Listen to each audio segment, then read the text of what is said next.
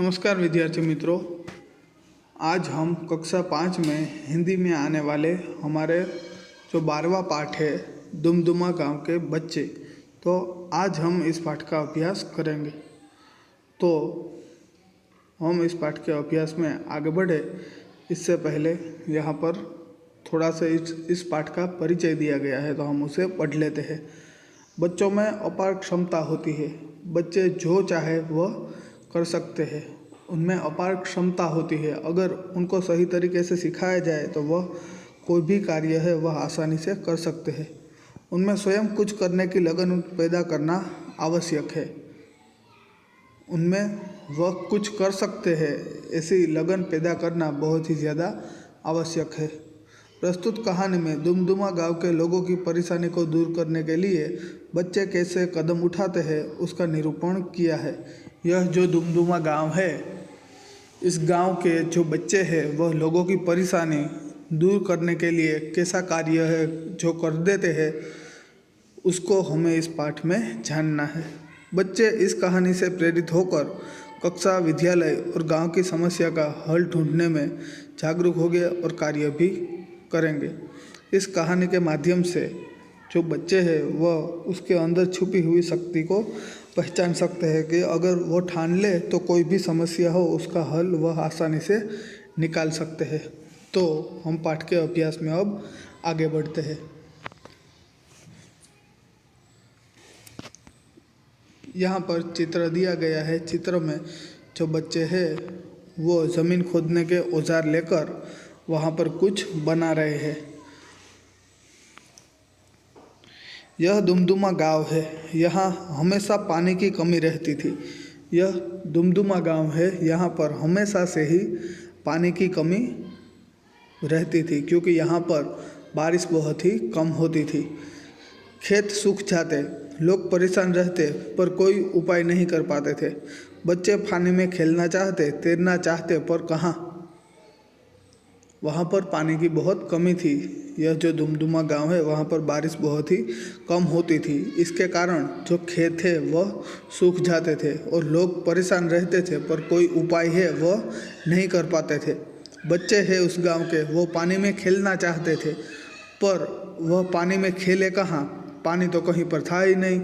वह तैरना चाहते थे, पर तैरने के लिए भी वहाँ पर कोई तालाब या ऐसी कोई जगह नहीं थी जहाँ पर खूब सारा पानी भरा हुआ हो। एक दिन बच्चे खेल के मैदान में इकट्ठा हुए। एक दिन इस गांव के जो सारे बच्चे हैं वह एक खेल के मैदान में सभी इकट्ठा होते हैं।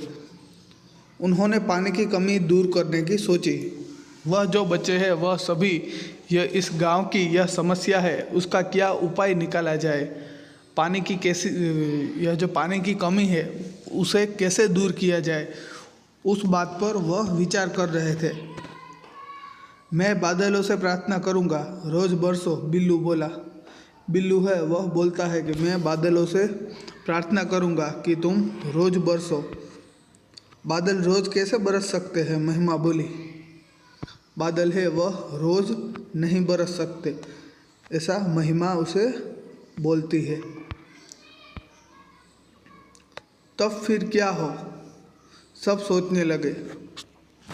तो फिर क्या किया जा सकता है, क्योंकि अगर बादल बरसेंगे नहीं तो यहाँ के लोगों को पानी नहीं मिलेगा और सारे जो खेत है जो सूख चुके हैं वह फिर से हरे भरे नहीं होंगे, और यहाँ के जो लोग हैं वह पानी की कमी के कारण यहाँ पर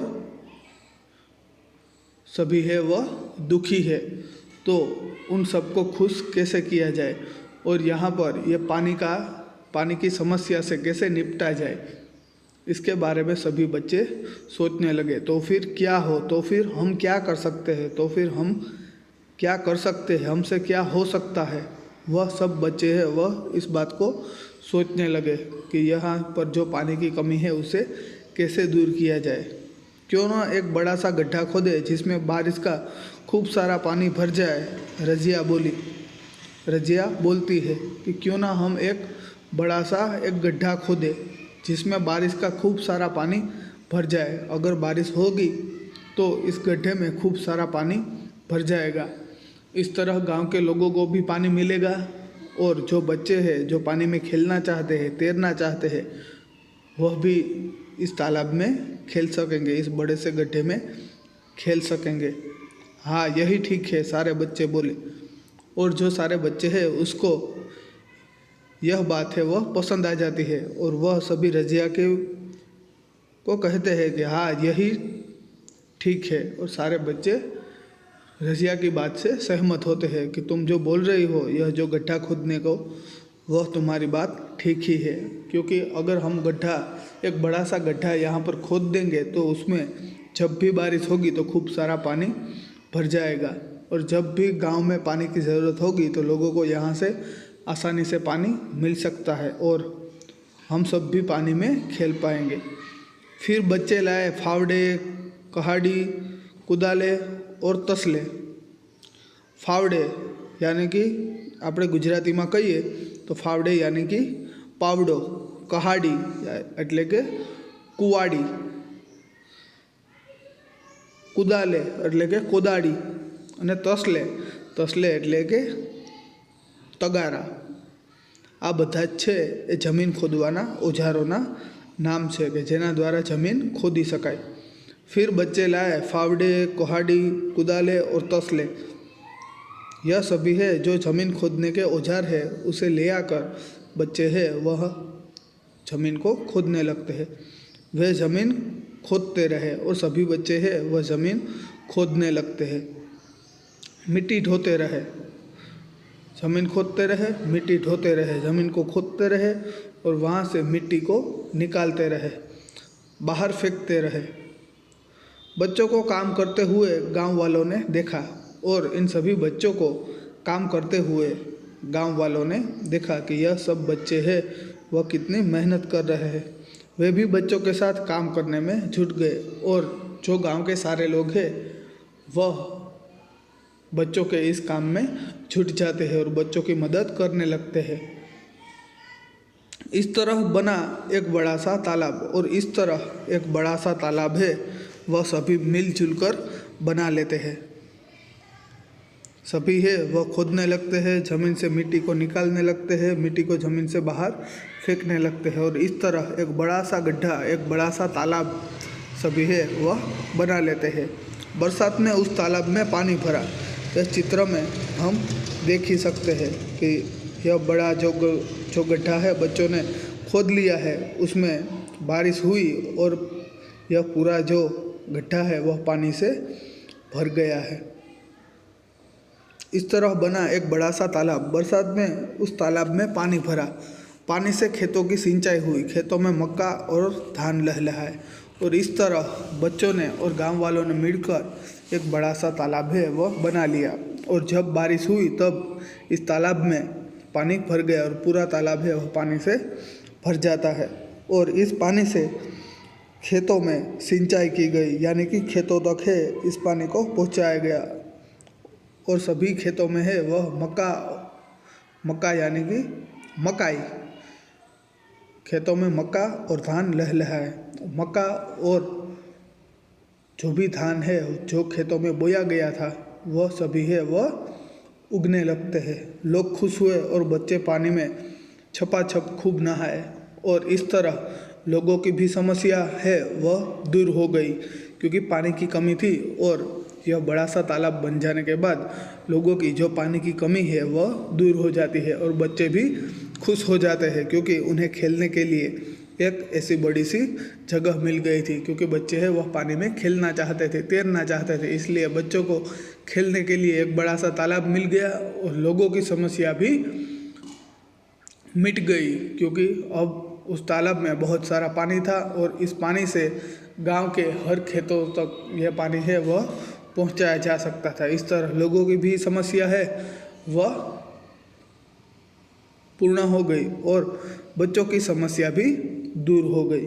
तो इस तरह सभी ने मिलजुल कर, बच्चों ने और गांव वालों ने एक बड़ा सा तालाब बनाया और अपनी समस्या सभी ने मिलजुल कर दूर कर दी। तो इस पाठ से हमें यही सीख मिलती है कि अगर हम अपने मन में कोई पक्का निश्चय कर ले कि हमें यह काम करना ही है और हम सच्चे मन से अगर उस काम को करने में जुट जाए तो हम अवश्य ही उस काम में सफल होंगे और उस काम में हमें कोई ना कोई है वह हमें उस काम में ज़रूर मदद करेगा।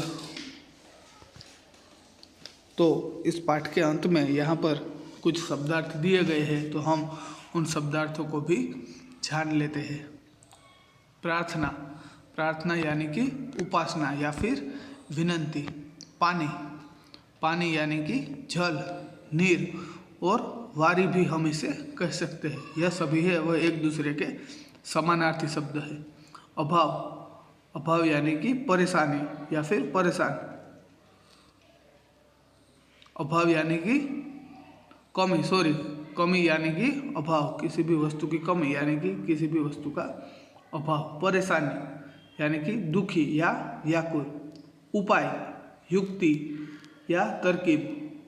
बारिश, वर्षा या फिर बरसात। धान यानी कि अन्न, यहाँ पर धान यानी कि चावल, हमें इस पाठ के अंतर्गत यह शब्द लेना है।